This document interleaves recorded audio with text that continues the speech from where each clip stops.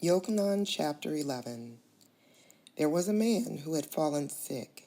His name was Eleazar, and he came from Beit Anya, the village where Miriam and her sister Martha lived. This Miriam, whose brother Eleazar had become sick, is the one who poured perfume on the Lord and wiped his feet with her hair. So the sisters sent a message to Yeshua, "Lord, the man you love is sick." On hearing it, he said, "This sickness will not end in death.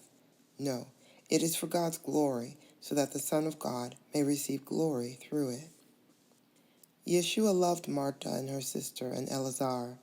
So when he heard he was sick, first he stayed where he was 2 more days. Then, after this, he said to the Talmudim, "Let's go back to Yehudah." The Talmudim replied, "Rabbi, just a short while ago the Judeans were out to stone you, and you want to go back there?"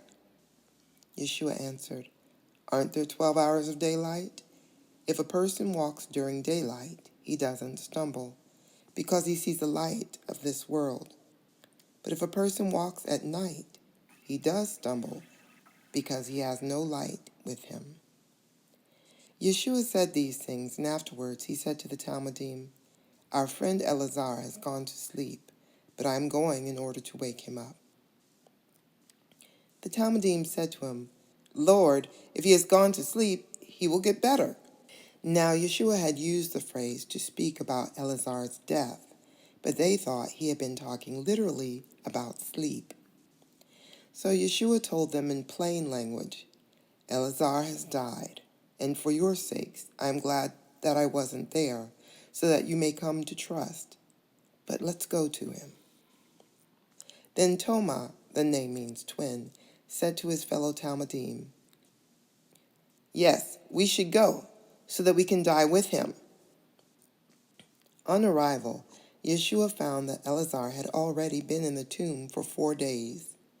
Now, Beit Anya was about 2 miles from Jerusalem, and many of the Judeans had come to Martha and Miriam in order to comfort them at the loss of their brother.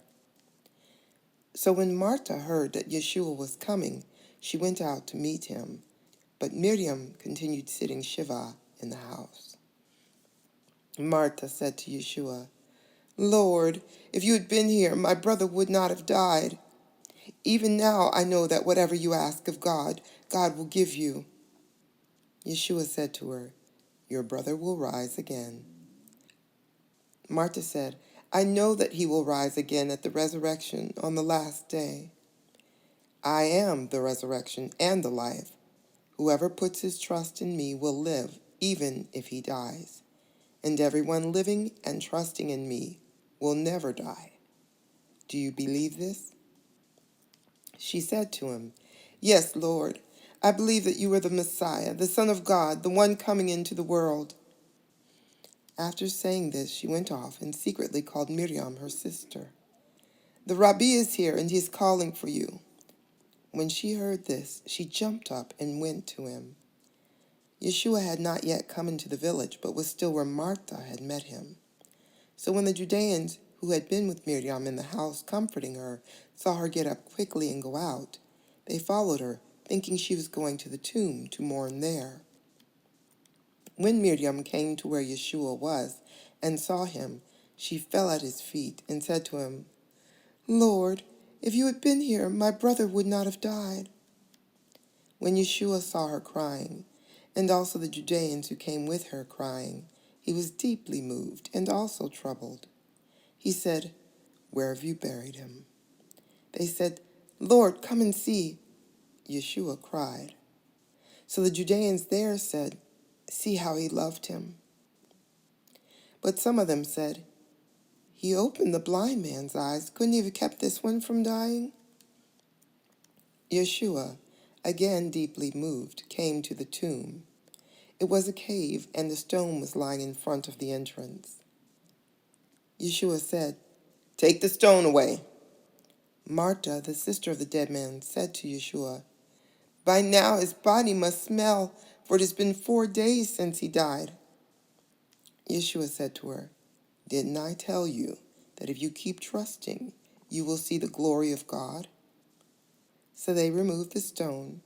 Yeshua looked upward and said, Father, I thank you that you have heard me.